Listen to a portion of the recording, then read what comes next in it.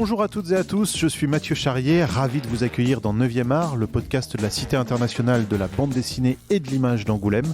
Dans chaque épisode, une autrice ou un auteur se raconte, revient sur sa pratique, sa carrière, son actualité, sa vision du 9e art et répond à notre questionnaire de Proust version BD.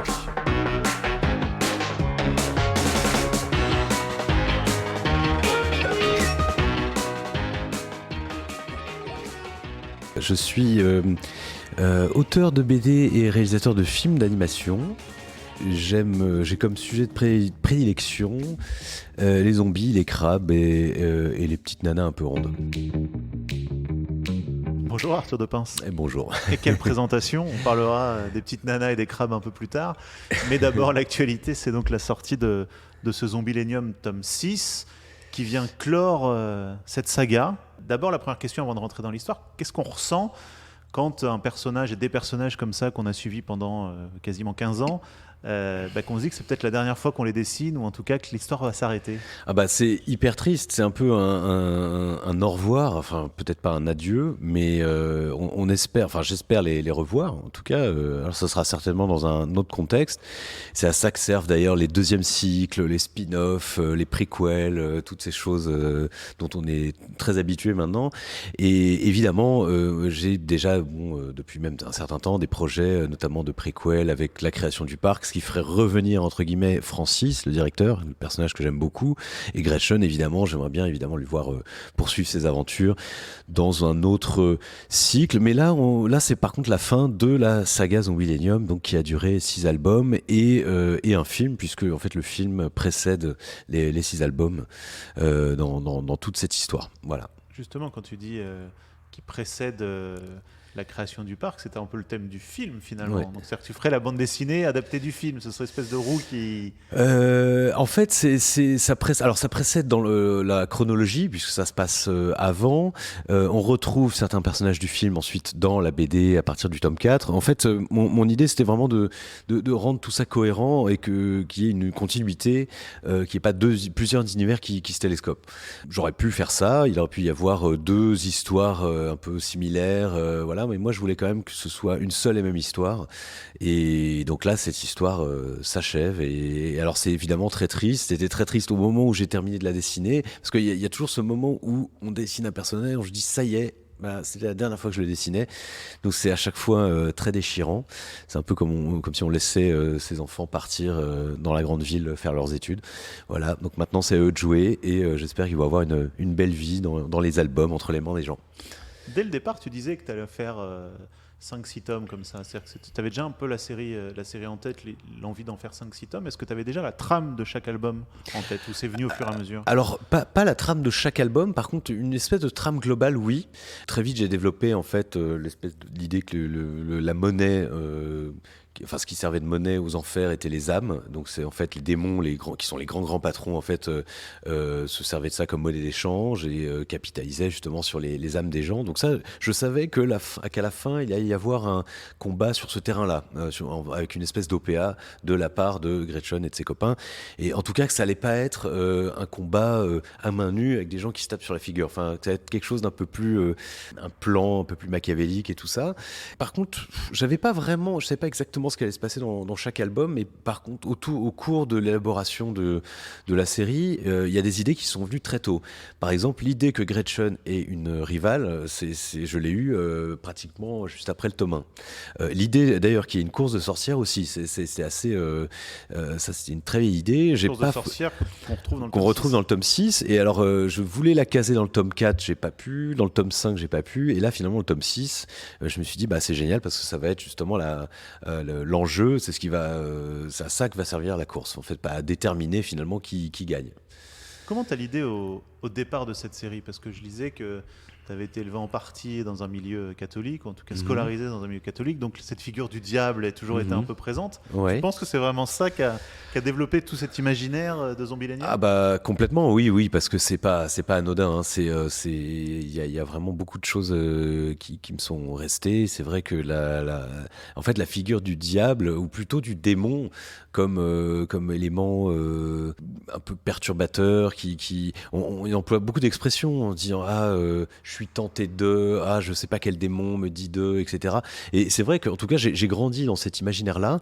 C'est marrant parce que mes frères n'ont pas été tant marqués par ça, alors qu'ils ont eu la même éducation, les mêmes parents, la même école. Mais bon, moi, c'est quelque chose qui m'a pas mal perturbé, enfin pas mal influencé. Et donc, je pense que Zombillenium, c'est aussi une façon d'utiliser tous ces personnages imaginaires et d'en rire et d'en faire des personnages plutôt sympathiques, un peu comme s'il fallait que je fasse la paix avec mes démons, quoi, d'une certaine manière. Ça, c'est pour la dimension, effectivement, diable, démon, etc. Mais la dimension aussi qu'on retrouve beaucoup dans Zombillenium, en tout cas beaucoup au début de la série, peut-être un petit peu moins à la fin, c'est cette dimension sociale ou sociétale, c'est-à-dire presque ces coulisses d'une entreprise. Alors ça me vient en fait, j'ai grandi aussi dans un milieu qui, en plus de ça, était beaucoup de gens faisaient des écoles de commerce, des écoles d'ingénieurs, on va des métiers où ils se destinaient à travailler dans des bureaux avec des costards cravates, et j'étais un peu le vilain petit canard en fait dans ce milieu-là, c'est-à-dire quand on veut être artiste ou dessinateur, les gens font ah oui c'est toi le dessinateur, et je sais pas, j'avais intégré une sorte de complexe par rapport à tout ça, et surtout vis-à-vis en fait de tous mes potes ou mes frères qui, du jour au lendemain, à l'issue de leurs études, se retrouvaient en costume, avec une cravate. Et je sais pas pourquoi, même si là, pour rien au monde, j'ai changé mon métier contre le leur, néanmoins, j'ai toujours conservé une sorte de complexe et en même temps une espèce de fascination-répulsion pour cet univers. Alors, je n'ai jamais travaillé dans une entreprise, mais c'est peut-être pour ça que c'est un univers qui me fascine. Non pas que ça a l'air incroyable, au contraire, j'entends plutôt des choses assez négatives sur le fonctionnement des entreprises, mais ça me fascine. La façon dont ils s'habillent, dont ils parlent, leur vocabulaire, ils ont tous l'air de se faire chier et en même temps ils se retrouvent à faire des réunions qui ont l'air je sais pas, et donc du coup c'est la première question en fait que je me suis posée quand il a été question que je fasse une BD avec des monstres suite à une couverture spéciale Halloween. Donc voilà, je me suis dit tiens, je vais utiliser ces personnages et mon premier réflexe a été de me dire bon, qu'est-ce qu'ils font? Est-ce qu'ils travaillent? Est-ce qu'ils payent leurs impôts? Est-ce qu'ils se retrouvent à une machine à café?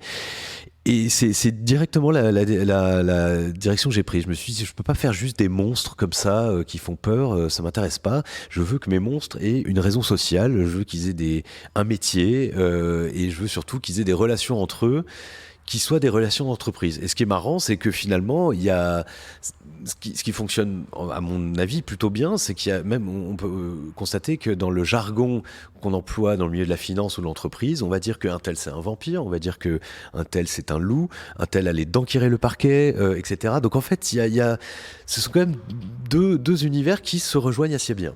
Et ce qui est marrant, c'est que dans les derniers tomes, en tout cas les deux derniers, tu délaisses un petit peu ce côté-là. Pour en venir, on va parler de ce tome 6 plus précisément, mais des histoires plus rocambolesques en tout cas. Oui, en fait je me suis laissé prendre en fait à ma passion de faire une BD d'aventure. En fait au tout départ, quand j'ai commencé le tome 1, le pitch, ce que j'ai dit à mon éditeur, c'était je vais faire un The Office avec des monstres. Donc c'était uniquement l'univers de l'entreprise. Et en fait, naturellement, j'ai envie de dire, finalement, mon appétit pour faire une BD d'aventure, mais classique, a pris le dessus. C'est-à-dire que voilà, je suis beaucoup attaché à Gretchen. Je lui ai inventé un balai-skate parce que comme ça, je me dis c'est hyper cool, elle peut voler avec, c'est génial. Le héros Aurélien a des espèces de crises et il devient un démon énorme qui met en danger tout le monde. Donc voilà, donc déjà, ça mettait un peu un pied dans l'aventure. Et en fait, tous les tomes, j'essayais quand même parfois de ramener vers la comédie et vers le milieu de l'entreprise, et puis parfois de m'échapper vers l'aventure. C'était tout le temps un peu une espèce d'aller-retour, d'ascenseur comme ça, qui allait de l'un à l'autre, et ainsi j'avais l'impression d'avoir une sorte d'équilibre. Et là par contre c'est vrai que pour le tome 6 j'ai un peu ouvert les vannes et je me suis dit de toute façon le parc est à moitié détruit dans le tome 5. Les personnages sont soit licenciés, soit morts, soit prisonniers. Donc voilà, petit à petit, je peux plus faire comme si c'était rien passé. C'est un peu comme s'il y avait, je dirais, un épisode d'Astérix où le village brûle, et où la moitié des villageois meurent, et l'autre moitié est devenue gallo-romain. Bon voilà, on peut plus tellement parti sur les mêmes bases. Donc là, c'est un peu pareil. J'étais allé trop loin et là, je me suis dit, je vais finir en apothéose avec justement cette course de sorcières. Ouais, ce combat de sorcières même, on Ce peut dire. combat, oui, j'appelle ça course. Au début, c'était une course d'ailleurs. Puis en fait, finalement, je me suis dit, il faut que je trouve plutôt un truc genre jeu de balle. D'ailleurs, pour la petite histoire, bon, je suppose que tu as dû lire Mécanique Céleste de Merwan Chaban, et c'est à l'occasion d'un déjeuner chez mon producteur, au cours duquel il y avait Merwan Chaban, donc qui était là, et je lui ai posé la question. Je lui ai dit, écoute, comment t'as trouvé l'idée pour Mécanique Céleste? Il m'a dit, écoute, moi, je suis allé chercher dans les jeux auxquels on jouait quand on était gamin. Et il a ajouté, tiens, par exemple, pourquoi tu prendrais pas l'épervier? L'épervier, c'est un jeu où il y a les gens qui se font toucher deviennent à leur tour des éperviers, et du coup, toi, tu pourrais faire pareil, où ils se font toucher, ils deviennent des zombies. Et là, je me suis dit, mais ouais, c'est vrai que c'est pas con du tout, puisque ça me permet de ne pas avoir que les sorcières, mais d'avoir aussi les visiteurs du parc qui sont prisonniers, qui doivent s'échapper sous forme en plus de télé-réalité, et qui deviennent du coup les proies. Voilà, donc ça mélangeait plusieurs couches de personnages. C'était pas uniquement les sorcières, et donc ça m'a permis un peu de régler ce petit problème et de trouver l'idée du jeu. Et justement, tu viens de citer le mot de télé-réalité, tout ça, c'est tout ça capté en direct, etc. Ce qui veut dire que là encore, dans cette histoire de grande aventure, tu as envie et tu te sens, je sais pas si tu te sens, mais en tout cas, tu mets un côté sociétal. Ah oui, il faut toujours qu'il y ait une thématique. On va dire le tome 1, c'est plutôt les relations à l'intérieur de l'entreprise. Le tome 2, c'est plutôt les relations entre les villageois, les monstres. Le tome 3, c'est sur l'arrivée d'un plan social, d'un nouveau patron, et la course au profit, etc.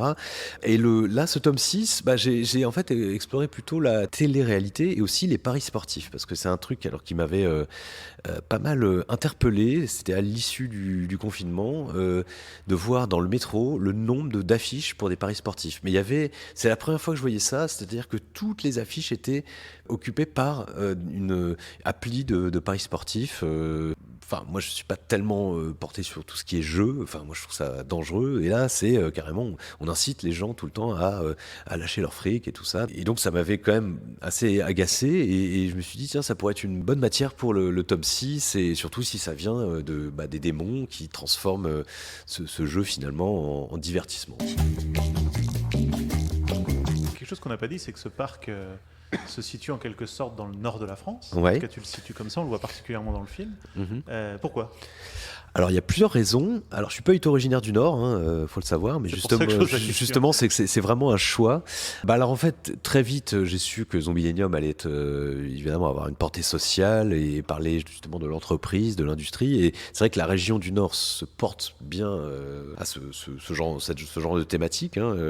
Alors je parle pas forcément de Germinal, mais il y a aussi alors tout le cinéma social anglais, les Ken Loach, mais aussi les films comme Les Virtuoses et tout ça alors c'est pas le nord de la France, mais c'est aussi une région industrielle, minière, avec des maisons en briques, donc c'est quand même vachement similaire. C'est vrai que c'est une région qui est vachement liée aux travailleurs, aux classes sociales. Et j'avais il y a très très longtemps, il y a 25 ans, j'avais une petite amie qui habitait dans le Nord. J'avais aussi un ami dont les parents, un milieu plus aisé, avaient aussi une grande maison. Donc ça m'a complètement... j'ai réalisé qu'il y avait quand même beaucoup tout était assez amplifié à ce niveau-là, au niveau social, au niveau des classes sociales. Et en plus de ça, donc il y a le côté industriel, il y a le fait que dans le Nord, il y a beaucoup de parcs d'attractions aussi. Et il y a aussi, en fait, après des raisons plus esthétiques, c'est-à-dire que d'abord c'est plat, l'horizon est plat, donc le parc ressort beaucoup mieux, il a peut-être même un côté un peu fantomatique, donc ça c'est des raisons esthétiques. Et puis des raisons météorologiques, parce que les vampires qui travaillent au parc, ils craignent le soleil, et comme il fait souvent nuageux dans le Nord, c'est parfait pour eux, du coup ils peuvent travailler dehors à Zombilenium, voilà, tout simplement. Et tu attends le film pour... y intégrer la partie minière. Oui, alors justement, ça c'était une belle surprise. Alors pour la petite histoire, pour le film, on était allé faire un repérage photo. Bon, j'en avais déjà fait pour la BD, mais là j'étais parti avec Alexis Ducor, mon co-réalisateur, et avec Bruno Couchignot, qui était le responsable des décors.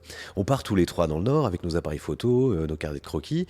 On se balade, et puis à un moment, il y a sur la route entre Valenciennes et Denain, on tombe sur une mine reconvertie en musée qui s'appelle la mine de Leward, et on se dit tiens on va aller voir, et en fait la révélation, on arrive devant, on voit deux espèces de tours Et là, je dis, mais c'est incroyable, c'est complètement les tours de Zombielenium. Donc c'est vrai que toute l'espèce de backstory avec la mine est vraiment arrivée lors du film avec justement cette visite de la mine. Donc voilà, donc la petite histoire, c'est que les zombies étaient des anciens mineurs qui avaient creusé trop profond. Tout ça, c'est raconté dans le générique du film. Donc ils creusent trop profond, ils tombent nez à nez avec le diable qui provoque un coup de grisou. Du coup, il embarque toutes les âmes des pauvres mineurs, lesquels deviennent des zombies. Et en s'échappant, ils font peur à tout le monde. Et du coup, c'est là où Francis, donc le vampire qui est le patron de Zombielenium, décide de créer un parc pour leur permettre de travailler à visage découvert et en plus faire du business avec, parce que les gens viendraient en plus pour les voir. C'est-à-dire que plutôt que d'avoir peur d'eux, ils viendraient, ils paieraient leur entrée et les zombies seraient là. Donc voilà, en fait là ça a bouclé en fait toute la logique, parce que c'est vrai qu'auparavant dans la BD, j'avais pas beaucoup creusé la question. J'avais dit que le parc était sur un ancien cimetière et là ça fait partie des ajouts, enfin de l'enrichissement qu'il y a eu grâce au film, parce que il a fallu de temps en temps avoir des références. Et en fait, c'est bien parce que j'ai l'impression d'avoir été finalement nourri par mes visites dans le Nord et en fait par l'histoire de cette région, quoi.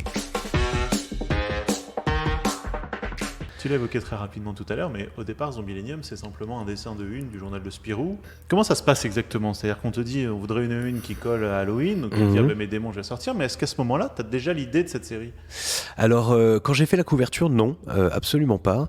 Et c'est à l'issue de cette couverture que, en fait, Frédéric Niffle, le rédacteur chef de Spirou, m'a dit, tiens, et ça dirait pas de faire une BD avec ces personnages. Et en fait, ce qui s'est passé avec cette couverture, c'est que ça m'a fait redécouvrir un univers dont j'étais fan quand j'étais ado, en fait, donc qui est l'univers des monstres. Je faisais déjà une BD d'ailleurs avec des monstres, alors qui se passait dans un univers plus médiéval, mais il y avait déjà des squelettes, des momies, des vampires et tout ça. Et en fait, c'est un univers un peu fantastique, mais que j'avais laissé tomber quand j'étais aux Arts Déco, qui est une école où, en fait, où justement les professeurs nous faisaient plus nous intéresser à des problématiques sociales, justement. Et c'est pas plus mal, parce que justement, moi, ça m'avait un peu sorti la tête de tout cet univers un peu qu'on pourrait qualifier péjorativement de geek, mais bon, que j'aimais beaucoup. Mais c'est vrai que là, ces profs m'ont un peu pris par la main en disant, écoute, voilà, regarde un peu ce qui t'entoure aussi. En gros, c'était ça. Et ça m'a beaucoup servi. Donc là, ensuite, je me suis intéressé à des problématiques sociétales. Et en fait, Zombielenium, c'est un peu finalement la nature qui revient au galop. Donc, c'est-à-dire, tout d'un coup, je retrouve de l'appétit pour ces monstres, cet univers fantastique, mais en ayant entre-temps intégré ces problématiques sociales. Et en fait, l'un dans l'autre, ça a donné ça, quoi. Qu'il faut rappeler aussi, c'est qu'avant ça, tu étais à la fois dans le monde de l'animation déjà, et tu publiais, notamment, je crois que c'est Péché Mignon, ouais, que tu avais sorti. Chez Fluide, ouais. Je précise qu'il s'appelle Arthur, mais ce n'est pas moi. C'était une blague de l'ancien rédacteur-chef du magazine où c'était publié, qui m'a fait, voilà, pour rigoler, qu'il a donné mon nom, et ensuite il l'a conservé, donc voilà. Donc, mais évidemment, beaucoup de gens vont dire qu'il me ressemble, mais c'est faux. Oui, en fait, c'est vrai que c'est pas un personnage. Alors c'est pas complètement un loser non plus, mais en fait pour moi c'est un peu dans la lignée de Athanagor Wurlitzer de Meister par exemple, ou des BD de Martin Véron, comme dans L'Amour propre, c'est-à-dire que c'est des personnages qui sont maladroits, qui se font un peu mener par le bout du nez par les femmes, ou en tout cas des BD où les femmes assument beaucoup plus leurs désirs que eux finalement. Oui, je pense qu'on peut dire c'est un peu une catégorie de personnages masculins, un peu perdus. C'est pas forcément des losers, parce que parfois ils arrivent à leur fin, mais voilà, bon, en fait, je pense d'être un peu sur cette même lignée de héros, quoi. T'as pas envie de le reprendre des fois, ce personnage? J'y pense, mais il faut trouver là où le bon ou bonne scénariste, je pense. C'est-à-dire qu'il ne pense pas avoir intégré justement tous les changements qui s'opèrent. J'essaye un peu de suivre, évidemment, tout ce qui se passe, mais c'est vrai que ça va très très vite. Je pense même que les premiers Péchés Mignons sont déjà un peu obsolètes. Voilà, il faudrait, ce qu'il faudrait en tout cas, c'est sûr, c'est continuer si j'en fais un, à se moquer de la masculinité et puis se moquer un peu de nos petits travers, enfin voilà, mais sans être trop dans un mode procès, sans être trop vindicatif, mais enfin que ça reste quand même humoristique, mais voilà, essayer de tourner tout en dérision, quoi. Tu citais il y a quelques instants Meister, toute cette école Meister Fluide Glacial, c'est une école qui t'a beaucoup influencé. Alors oui, parce que j'étais abonné à Fluide quand j'étais ado, donc effectivement oui, j'étais très très fan. Certains diraient même que c'était la grande époque de Fluide, parce qu'il y avait Meister, il y avait Larsenet, il y avait Blutch, il y avait Gossens. Enfin il y a toujours Gossens, voilà, mais il y avait Coyote, donc c'est vrai que c'était quand même une très belle période, et effectivement quand j'étais ado, d'ailleurs mes petites tentatives de bande dessinée, j'ai eu une petite période où j'essayais de copier le style de Meister, avec à l'encre de Chine, à la plume, avec plein de petits traits. Bon, après je suis parti complètement dans un autre style, mais effectivement oui, il m'a évidemment influencé comme beaucoup d'autres auteurs. Ouais. Il y a une autre série pour laquelle on te connaît, c'est La Marche du Crabe. Mm-hmm. Où là, la logique est inversée. C'est-à-dire que ça a d'abord été un film d'animation, oui, avant de devenir de la bande dessinée. Alors oui, en fait, à vrai dire, il y a aussi un chaînon manquant. Alors c'était un court-métrage d'animation que j'ai mis en ligne en 2004. Donc c'est vrai que ça a bientôt faire... je l'ai fait en 2003, donc c'est vrai que ça a bientôt faire 20 ans que je l'ai fait, voilà. Ça rajeunit pas. Et en fait, après ça, j'ai eu envie, toujours avec ce même producteur, qui n'est pas du tout celui de Zombillenium, hein, mais on avait le projet de faire 2 autres courts-métrages. Je me suis dit notamment un où les crabes, il y a 2 clans qui se font la guerre, et puis un ensuite où ils évoluent. Donc voilà, ça c'était un peu mon plan. Et puis finalement, ces projets de court-métrage se sont mués en projets de long-métrage. Donc j'ai d'abord bossé avec une co-scénariste, ça n'a pas vraiment abouti. Ensuite, j'ai décidé d'écrire tout seul, et d'écrire tout seul sous forme de storyboard. Et donc là, je suis vraiment arrivé à une histoire complète, en plus avec des personnages récurrents, des personnages humains, des événements qui influent les uns sur les autres. Tout ça découpé en 3 grandes parties, et tout ça sous forme de storyboard. Donc à un moment, le film finalement étant tombé dans les oubliettes, je me suis dit je vais envoyer ce storyboard qui ressemble un peu à une BD à des éditeurs. Donc je me suis pris évidemment des refus, et par contre jusqu'à ce que Clotilde Vu des éditions Noctambule me dise ok, banco, et en plus banco pour le faire en couleur et pour les 3 tomes. Donc ça m'a permis de raconter enfin cette histoire, et je désespère pas un jour aussi de l'adapter en film d'animation. Mais c'est bizarre, ça intéresse moins de gens, les crabes, je sais pas pourquoi. Les gens quand on dit qu'on fait un film avec des sorcières et des démons, alors là il y a du monde, mais par contre là je sais pas, les crabes se vendent moins apparemment. Tu dessines 100% en numérique depuis le début, sur un logiciel qui s'appelle Illustrator, alors sans rentrer dans les spécificités techniques, mais qui n'est pas un logiciel très souvent utilisé par les dessinateurs. On est 4 sur je sais pas combien d'auteurs, de dessinateurs, de dessinatrices. C'est vrai que ça fait bien peu. Et il y a même beaucoup de dessinateurs qui travaillent un peu sur le même principe, c'est-à-dire sans contour, avec juste des aplats de couleurs, mais ils font quand même ça sur Photoshop. Donc vraiment, Illustrator, finalement, voilà, on n'a pas beaucoup de succès. Alors c'est marrant parce qu'en illustration, il y a beaucoup de gens qui l'utilisent. Le plus célèbre étant Monsieur Z. Moi, c'était un peu d'ailleurs mon mentor au début. Voilà, c'est en voyant ces illustrations, ça m'a donné envie de continuer avec cet outil. Mais en illustration, ça va, mais en BD, c'est vrai qu'on est très peu. C'est assez dur à décrire en fait comme technique. C'est du vectoriel, c'est-à-dire qu'avec le stylet, parce que c'est quand même du dessin, je dessine des formes que je superpose les unes aux autres. Et comme il n'y a pas de contour, c'est comme du papier découpé, et ça oblige. Et c'est ça que je trouve très intéressant, c'est que ça oblige à trouver des astuces pour que le personnage se détache. Donc c'est-à-dire que s'il est dans une pièce, il faut soit que la pièce soit plus sombre que lui, ou que ce soit lui qui soit un peu dans la pénombre. Question qu'on se pose pas quand il y a un contour. Quand il y a un contour, le personnage est détouré et on s'en fiche de savoir quelle est l'ambiance dans la pièce. Alors que là, c'est pour ça que mes personnages sont toujours en contre-jour ou toujours éclairés de face, par exemple. Donc c'est ça que j'aime bien, c'est toujours un petit challenge pour essayer de trouver des ambiances, et du coup ça oblige à créer un peu des ambiances un peu comme au cinéma, à placer des lumières, des couleurs, des atmosphères. Tout ça, évidemment, avec que des petits vecteurs et des points et qu'on triture. Enfin, voilà. Disons que c'est un logiciel que j'ai choisi pour ce rendu-là. Et puis, évidemment, je m'y suis attaché et j'adore dessiner dessus. Mais enfin, il faut aimer ça. Il faut, si vraiment on se sent pas à l'aise, il faut évidemment travailler sur autre chose, quoi. Tu storyboard avant ou pas ? Un petit peu, mais de manière très succincte. Enfin, c'est-à-dire, je rentre pas dans les détails. C'est juste, je trace mes cases, mes gouttières, mes strips, et pour savoir à peu près comment je vais disposer les personnages et les bulles. Mais voilà. Tu me disais, avant de commencer cet entretien, que là, tu étais dans une période où tu hésitais soit à revenir carrément à l'animation, soit à poursuivre dans la BD. Comment tu vas choisir alors ? Alors ça, je sais pas. C'est vrai que c'est un peu flippant. Je sais pas de. Enfin là, là, je suis en train de m'occuper de la sortie. Je prépare. Alors si en ce moment, je prépare une exposition et attention avec des aquarelles parce que c'est ce que je faisais avant Illustrator. C'est ce que j'utilisais comme technique et là, je m'y suis remis. Et donc, ça sera une expo qui aura lieu à Paris dans une galerie qui s'appelle Le Barbier au mois de mars prochain. J'ai pas la date, mais voilà. Et là, ce sera que des aquarelles.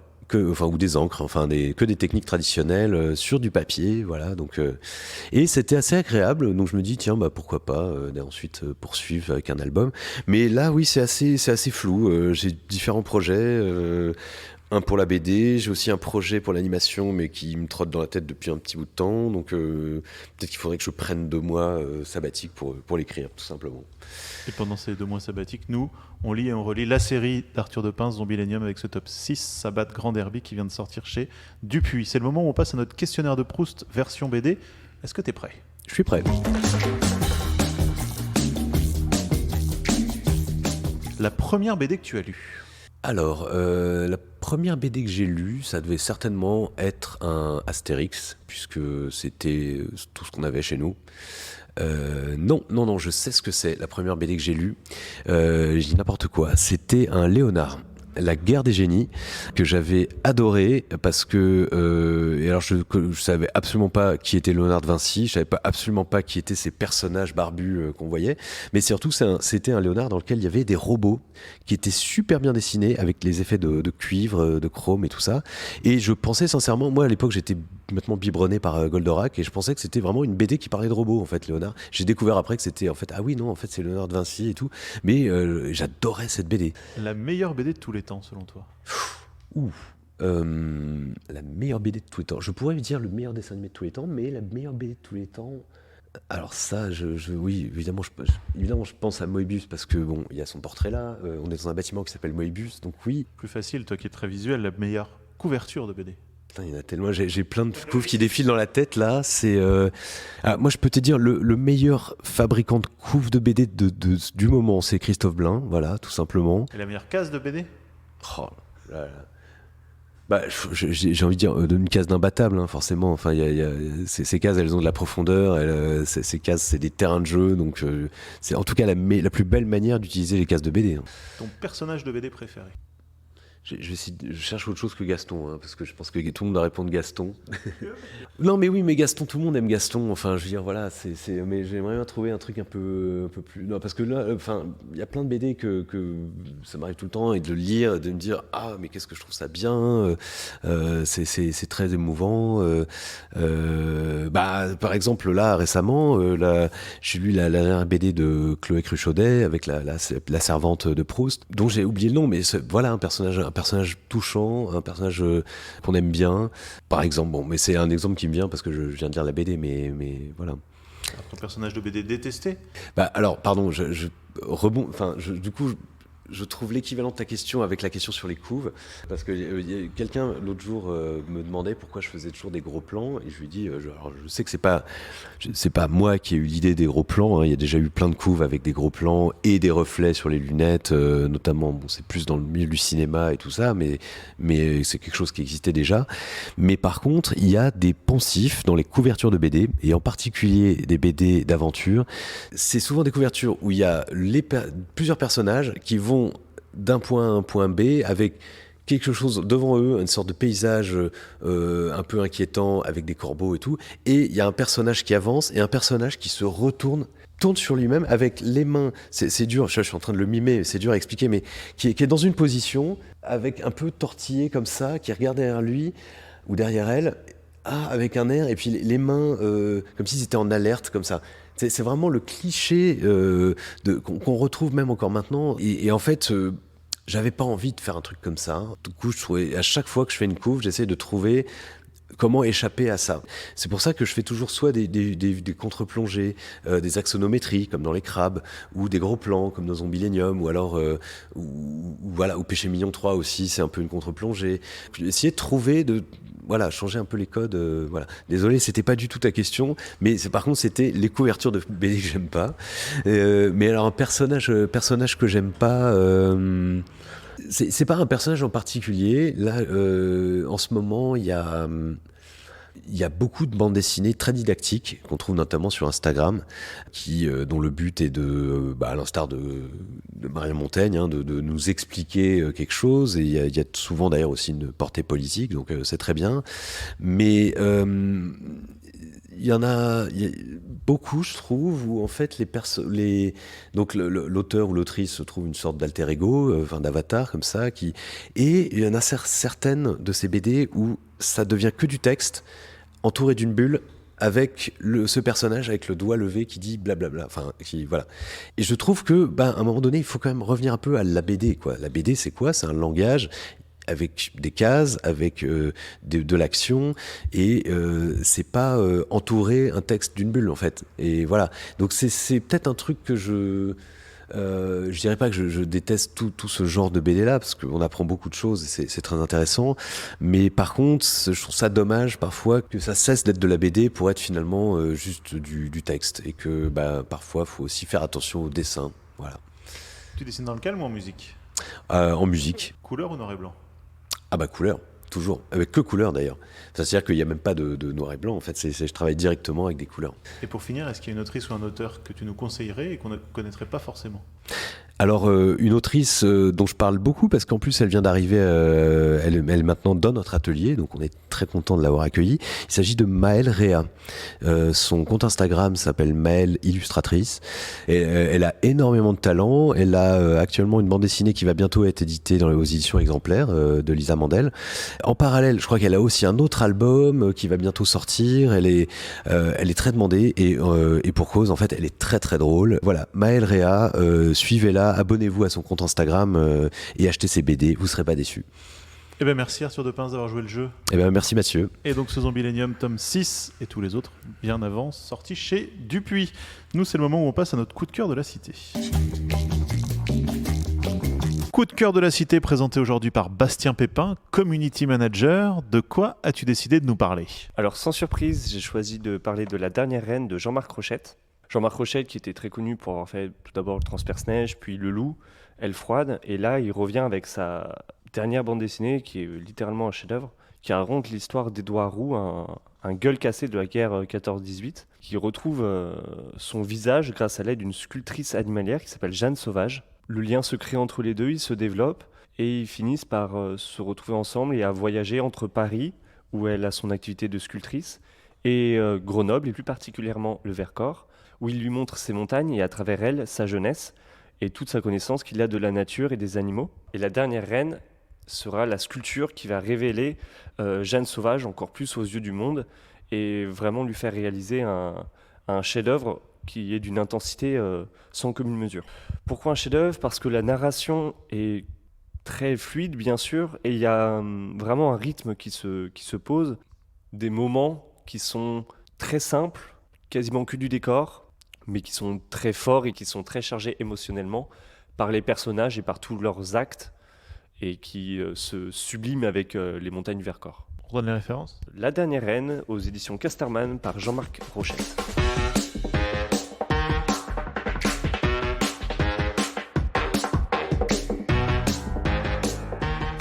9e art est un podcast produit par la Cité internationale de la bande dessinée et de l'image d'Angoulême, réalisation Mathieu Charrier. N'hésitez pas à commenter ces épisodes, à les noter, à en parler autour de vous, c'est très important pour nous.